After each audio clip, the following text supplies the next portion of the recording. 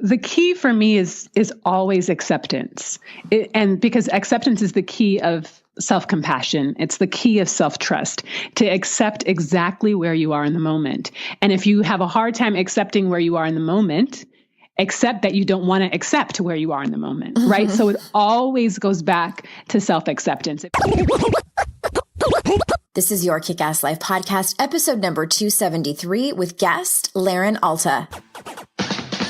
This is the Your Kick-Ass Life podcast with Andrea Owen, a no BS guide to self-help and badassery. Because ladies, let's face it, life's too short for it to not kick ass.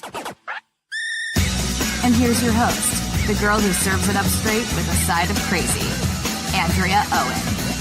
Hey there, ass kickers. Welcome to another episode of the podcast. I am so glad that you're here.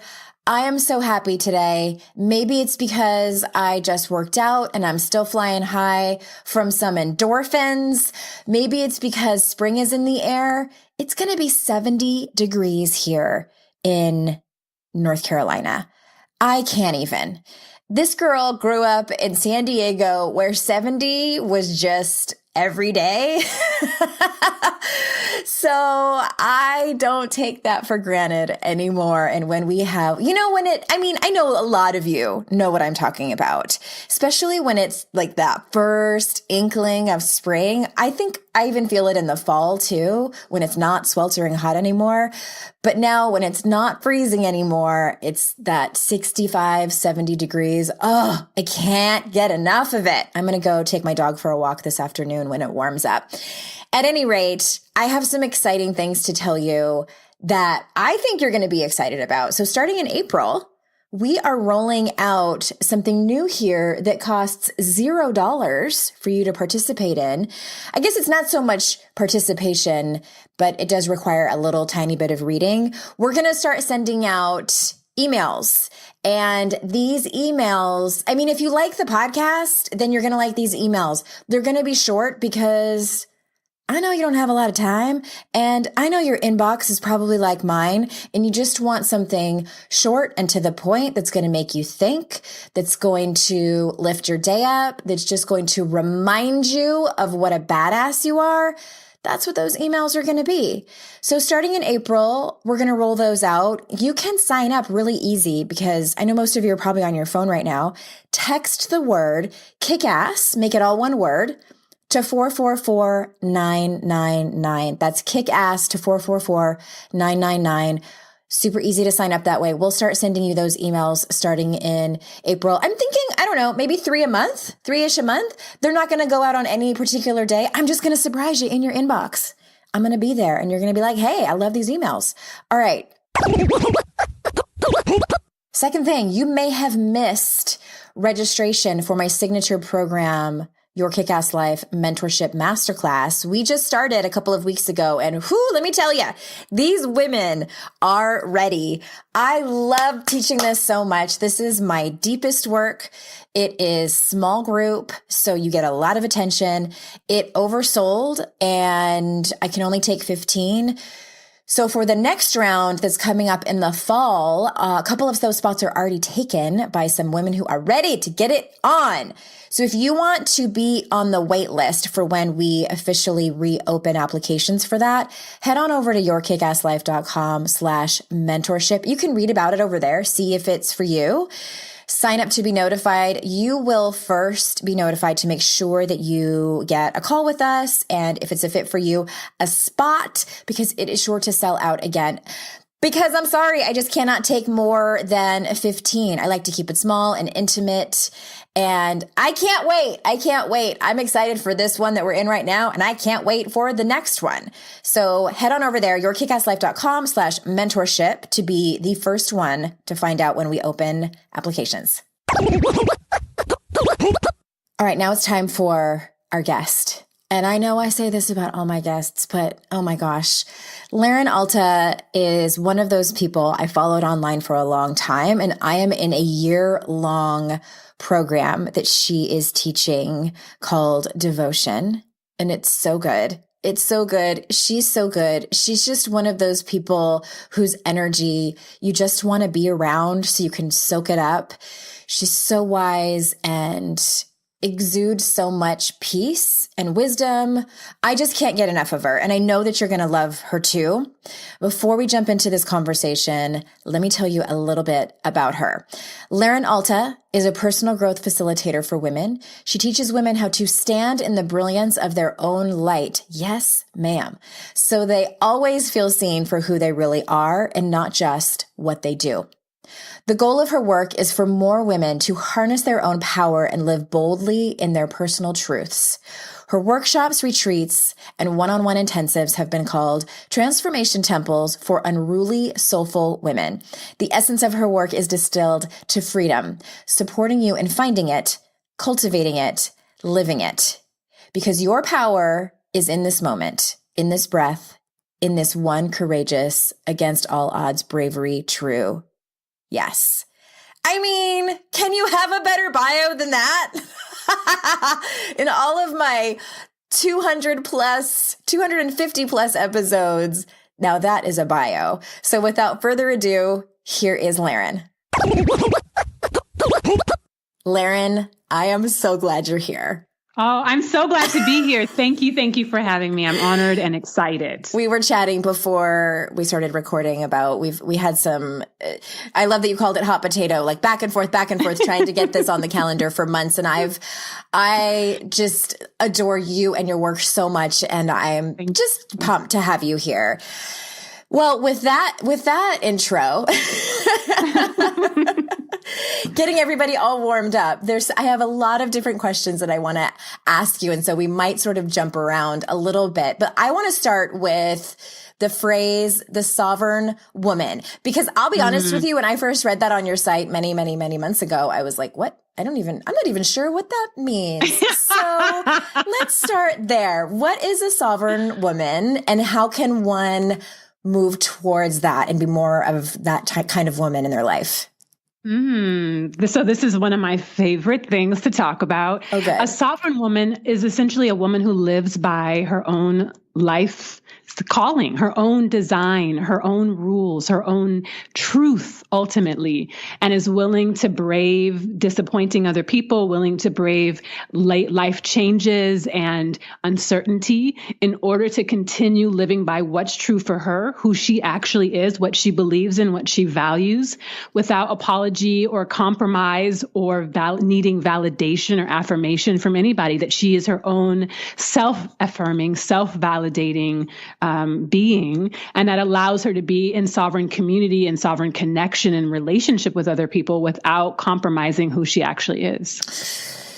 Well, I mean, I think everybody listening could probably do a fist pump to that and like, yes, that's who I want to be. That's who I aspire to be. I guess my next question is, what do you see are the biggest obstacles for women in particular getting there?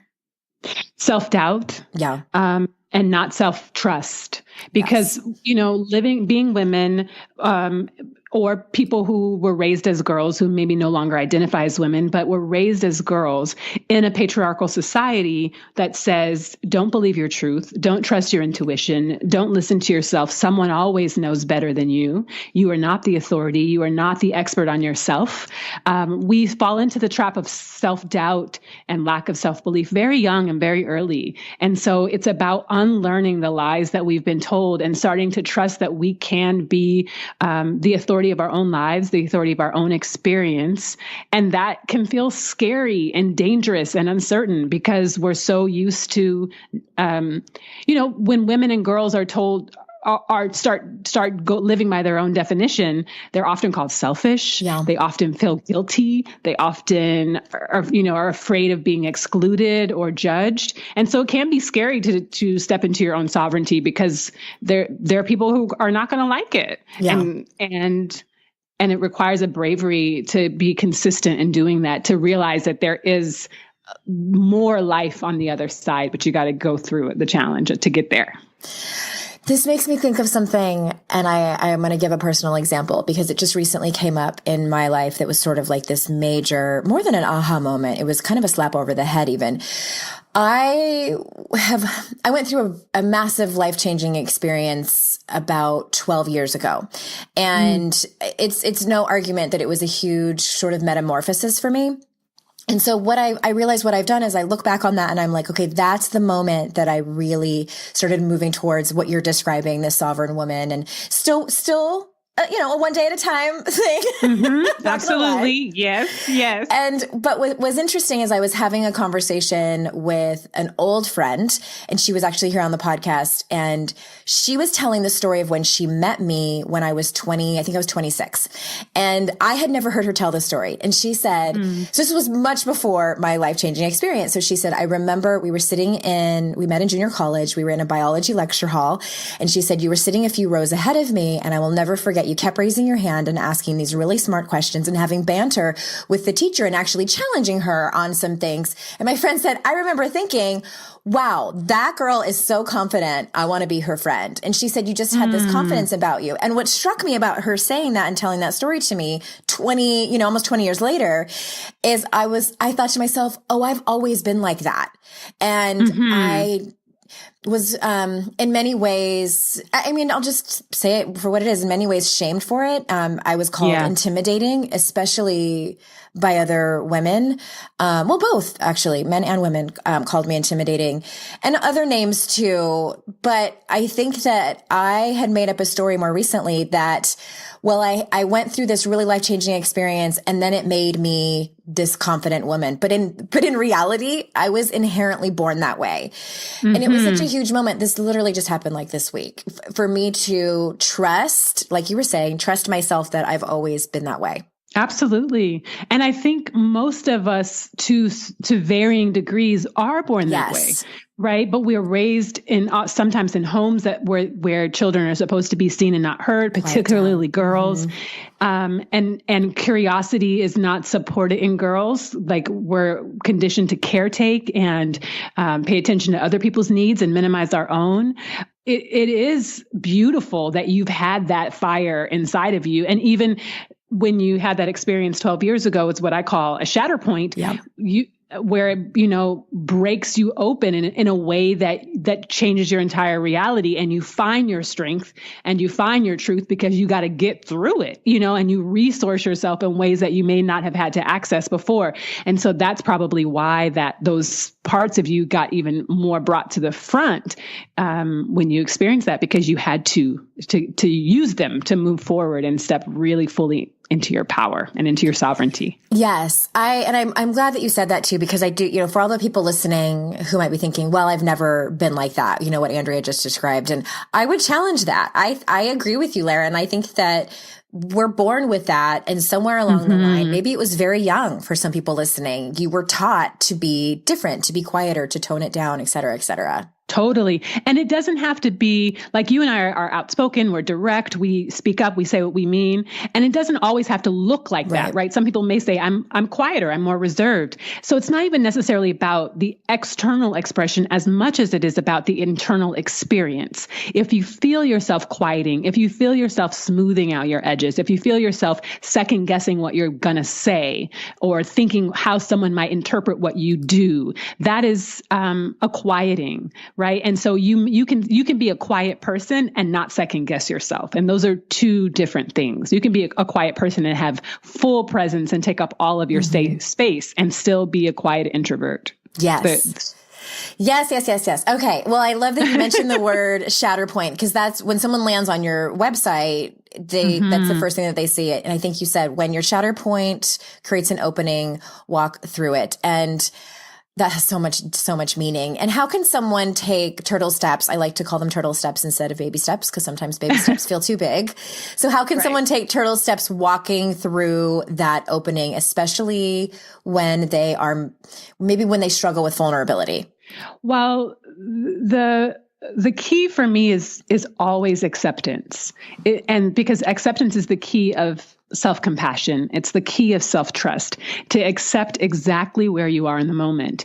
And if you have a hard time accepting where you are in the moment, accept that you don't want to accept where you are in the moment, right? So it always goes back to self-acceptance. If you're like, this is horrible, I hate this, I don't want to do this, whatever is happening, then what generally is causing the pain and the discomfort and the struggle is the resistance to that. Like, I should be doing better. I should be over this already. I should be feeling good, right? We should on ourselves.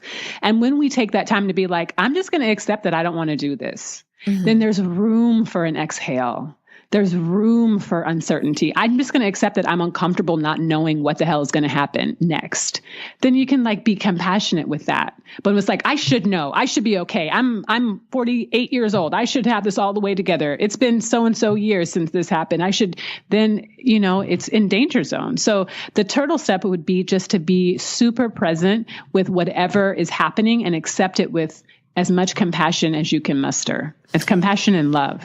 I love that. Well, and the word that came up for me when you were saying that, and maybe that's the next step for some people, is curiosity. Is just allow yourself. Because I feel like we make up stories about, like you were saying, like, well, I should be this way, or so-and-so would do this differently.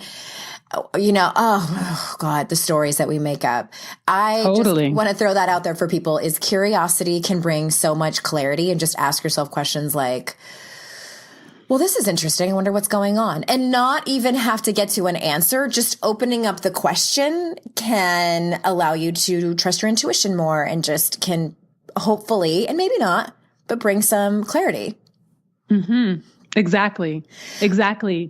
It's something else I like to suggest is when people like jump to conclusions, is to make at least 3 other conclusions, like, because you're making it up anyway. Right. So you might as well make up some other stuff that could be a possibility, and then go as extreme and stuff that would feel good on the other end. So it's like, I had lunch with a friend today who had met someone new, and she noticed that like within 5 minutes, the person's energy had changed, and she thought it was about something that this person had done. And I was like, it could have been that she was constipated. Right. You know what I mean? It could have been. That'll change your energy.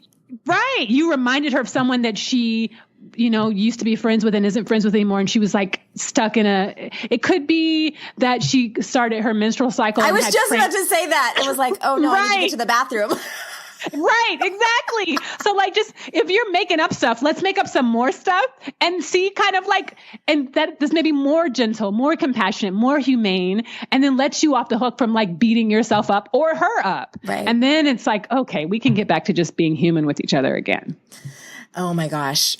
I think we've all had that experience where we've made up this huge catastrophic story, and then later, whether it's a day later or a year later, realized that we were so wrong and it was not the thing, and have such relief about, and then, you're mad, like, oh God, I wasted all that time and energy, but it just lessons learned, everybody, lessons learned. This is kind of circling back to when you were talking about the sovereign woman, because I love that you talk about how the good girl must die and set the world on fire. I love that.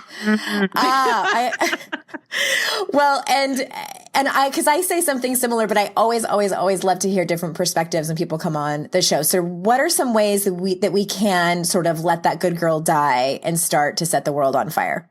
Well, I think ultimately, I don't even know how to, there's all kinds of smaller ways to break it down, but ultimately, what it always boils down to is being okay knowing that people are going to be disappointed, being okay that people's feelings might get hurt, knowing that it's okay if you can't show up at every meeting, you can't do all of the expectations, you can't have all of these other things that are put on you by other people when you, in the name of being a good girl or a good daughter or a good wife or a good mom, all these roles, because there's a difference between being good and being true.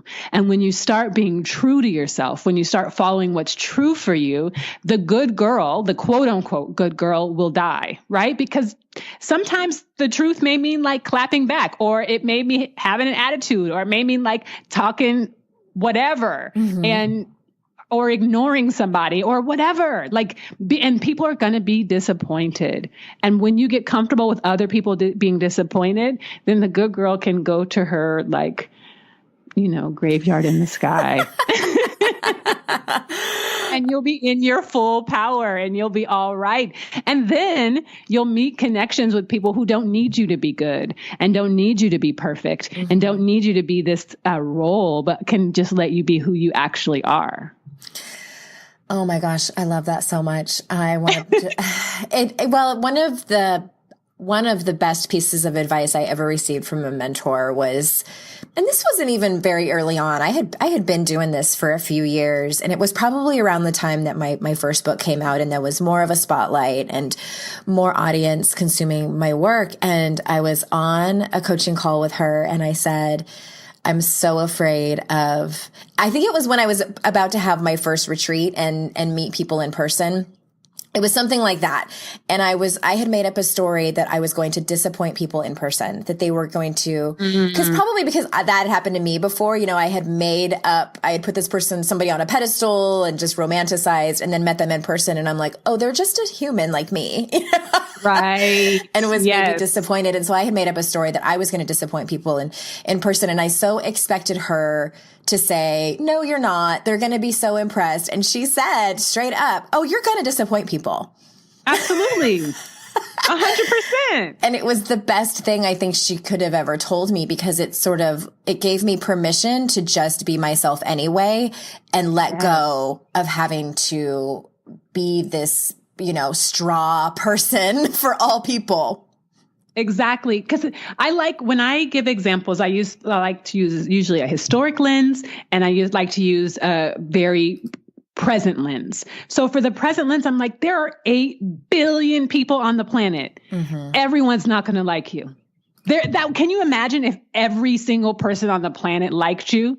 That's a lot of people. Yeah. So there are going to be some people who are disappointed. Some people who are going to think you're the best thing since sliced bread. Some people are going to be neutral. Some people are going to be bored. Some are going to be thrilled by every word that comes out of your mouth. That's just part of being alive and human. And we got to let go of these expectations of perfection. I think it can get kind of dangerous when people are giving us money, hosting a retreat or teaching or facilitating. And I think that that's just also part of the lay of the land. Like people are going to, we've given all kinds of people money, stores and service providers. And, it's just part of being alive. It is part of being alive. I think just to sort of tack on to that for anyone listening who is shaking in their boots as we're talking about disappointing people, I think that if you conduct yourself according to your values, and you conduct yourself with grace and kindness and honesty, then you cannot go wrong. I mean, I still, even when I have done that, I still have disappointed people. And it's so much easier to walk away from that, knowing that there's really nothing to clean up. Yes. Because you're true in your integrity. Yeah, you're in your integrity. Those are some hard lessons. It's true. If you think about the most delicious, amazing, decadent, I'm thinking of, like, for me, lasagna, spinach and ricotta cheese and mozzarella, like handmade pasta that's crunchy and crispy on top and like cooked in a wood oven, brick oven, clay oven, and just like fresh herbs and basil, and with a glass of cool white wine and the toastiest bread with the most delicious, fresh, creamiest butter with a little bit of salt. Lauren. Right. I'm salivating. And still, someone would be like, that is the meal of my nightmares. I am lactose intolerant. I'm gluten intolerant. I'm on a diet. I'm vegan. I would never eat that. You know what I'm saying? So everyone's not going to like everything, including us, including you. It's just the lay of the land. Now I want that. No. I know, right? Me too. And it's like morning time where I am. But this is a really great segue, because I know a lot of your teaching, you're really, really great at talking about and teaching boundaries. And my audience, I know some of y'all listening struggle a little bit here. So what is your spiel on that? I'm just going to ask the general question. Talk to us about boundaries. And for my audience, maybe specifically, these are women, some of them work, some of them stay home, but just tend to struggle around boundaries in general. Yeah. Boundaries, I think, are one of the most essential parts of how to do these turtle steps that we're talking about. And it's scary and it feels very uncertain, especially if you don't have great boundaries established or you haven't been rewarded for having great boundaries. And my philosophy is healthy boundaries will save your sanity and your life, because you have to learn how to take care of yourself. And a lot of people, even when I talk to people about boundaries, people are like, I know when to say no. I'm comfortable saying no. I don't do this. And so they're talking about external boundaries. And I don't go to the party if I don't want to go, or I don't, and what I teach are internal boundaries, that the work really begins. Your external boundaries will always reflect your internal boundaries.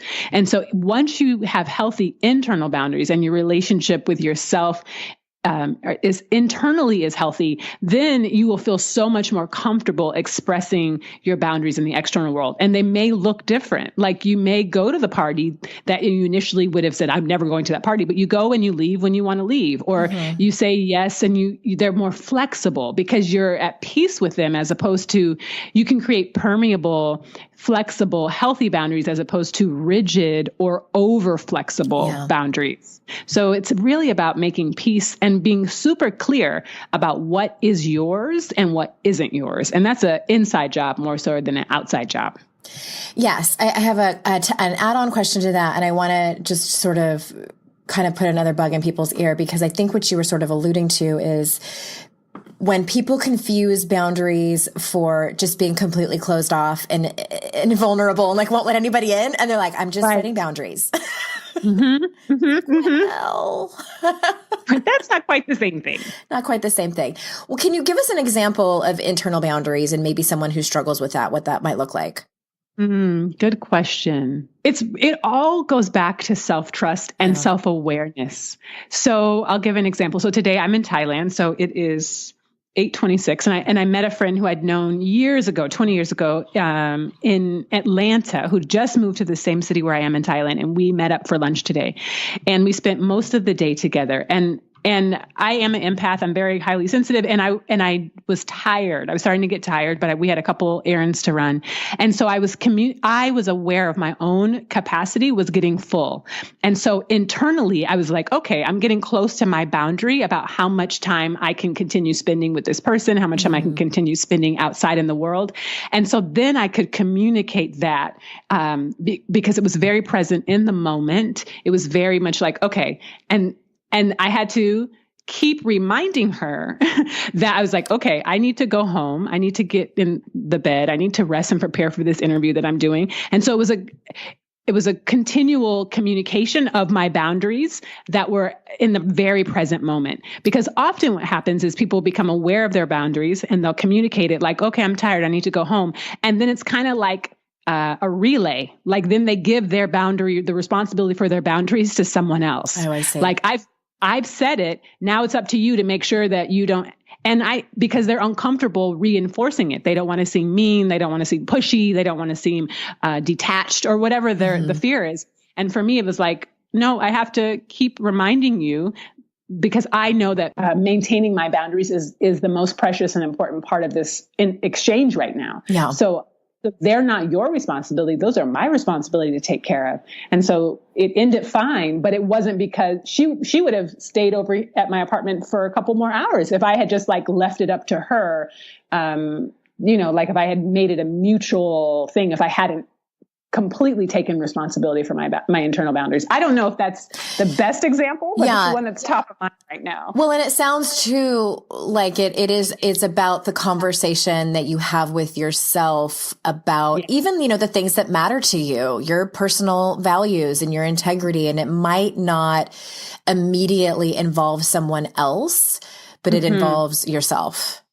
Absolutely. Yeah. Absolutely. It's also about being aware of what your capacity is, what your limitations are, not pushing yourself beyond your boundaries for whether they're physical, energetic, emotional, financial. It's really about being comfortable centering and honoring what you need in the moment and constantly checking in. What do I need right now? What's important to me right now? Am I hydrated? Am I rested? Am I getting enough food? Am I getting enough connection? Do I need more solitude? Like really being constantly aware so that you because boundaries essentially are really, if we think about them as fences or walls, permeable walls that protect something. And if we think about them as protecting you, then it's really important to honor what protects you and keeps you healthy and vibrant and alive, and safe, which is different, I want to say, than comfortable, because you may be uncomfortable and still honor your boundaries. So it's not just about creating this kind of like cloistered world, but it's also about like, how can you grow and expand without compromising who you are? Yes. I love that. And I just feel like it's lifelong work that we do, and we peel back layers, and different people in our life will bring different boundary lessons and learn more about it.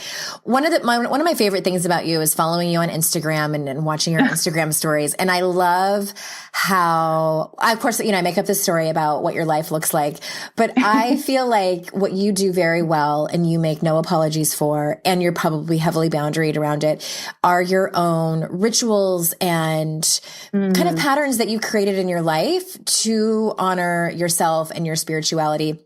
I recorded a podcast episode not too long ago that was called "You Don't Need No Stinking Morning Routine," because I feel like the new year can put so much pressure. And a lot of my audience, they are working mothers with small children. They get up at 6 a.m. and hit the ground running, and they don't have time for this hour-long morning routine. Or if they do, they would sacrifice sleep. So it was just permission to do whatever works for you.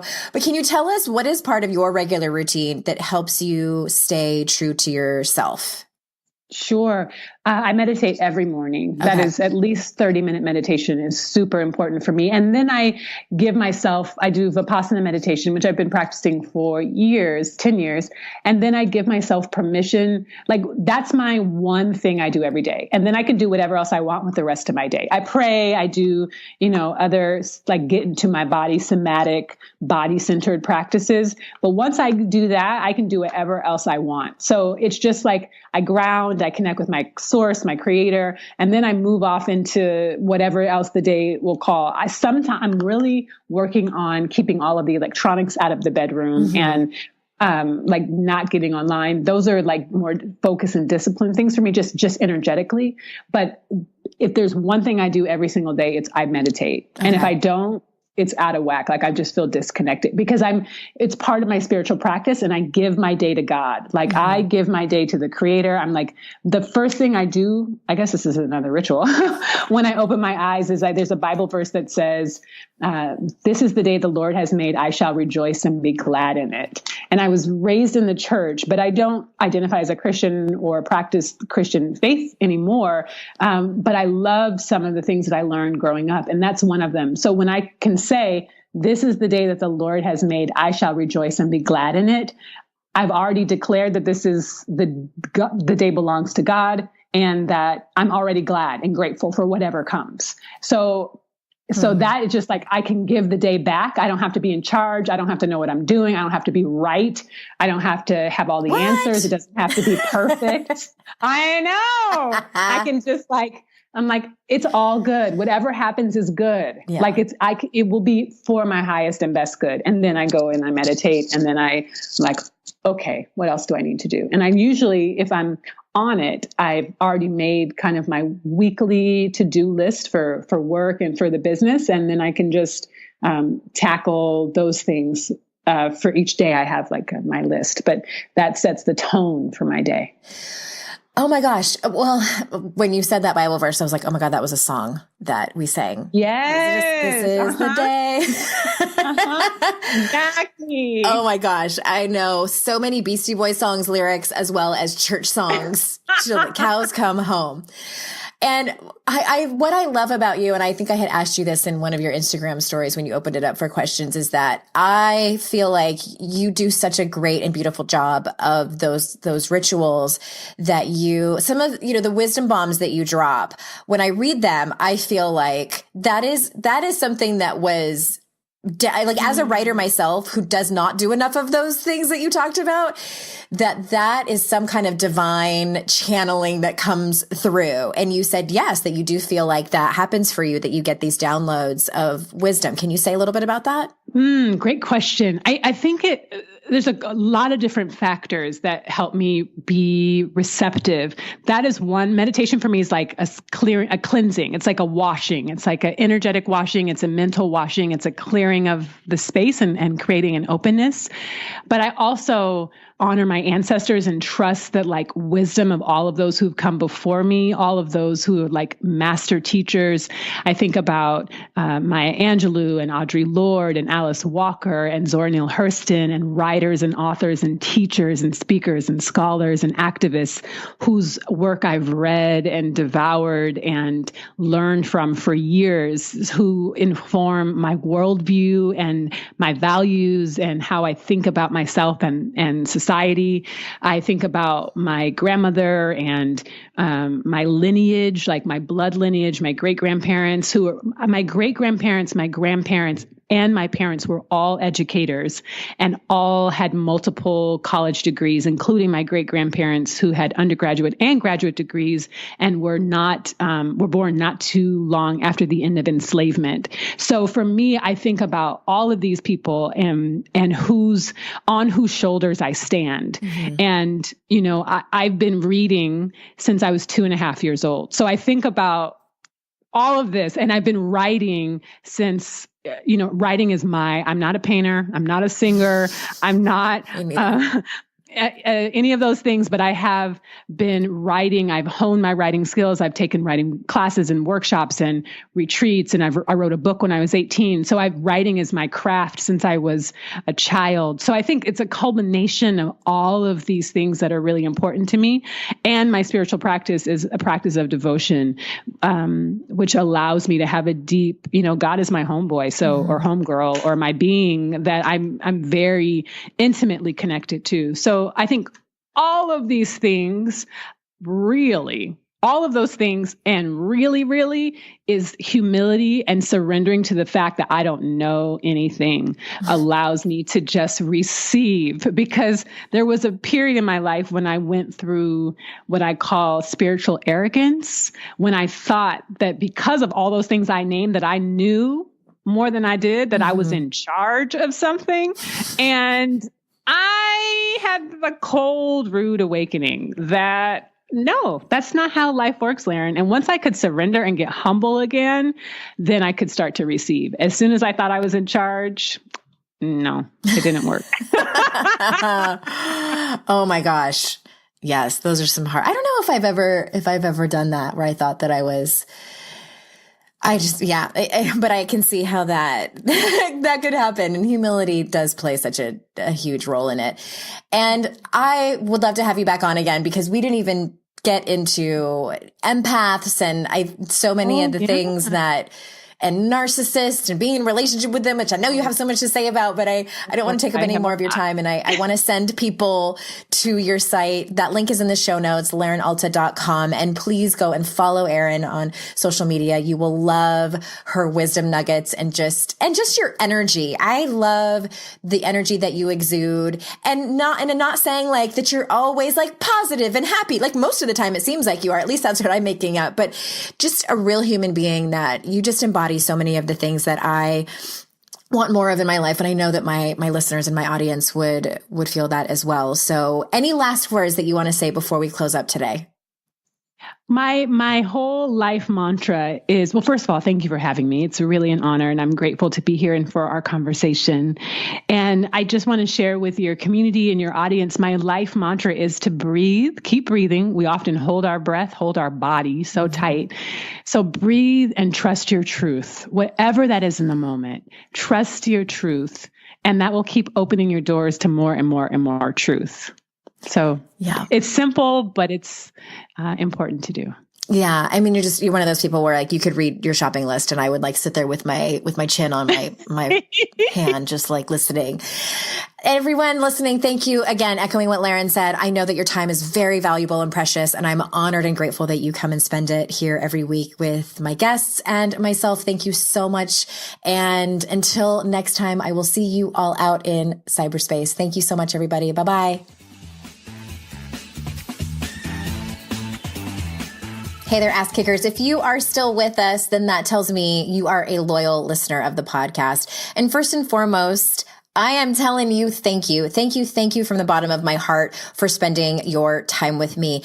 And it takes an absolute village to create each and every podcast episode. So thank you to those of you who have joined me over on Patreon. And if you're not familiar with it, you can jump on over to patreon.com/YKAL and read about how you can become a supporter of the show for as little as $1 an episode. So if I have ever helped you, if I have ever made you think, if I have ever made you laugh or entertain you, I hope that you go over there and consider supporting the show. It would mean the absolute world to me. There are perks to be had over there as well. You can read about them depending on which tier you choose. Again, that's patreon.com/YKAL.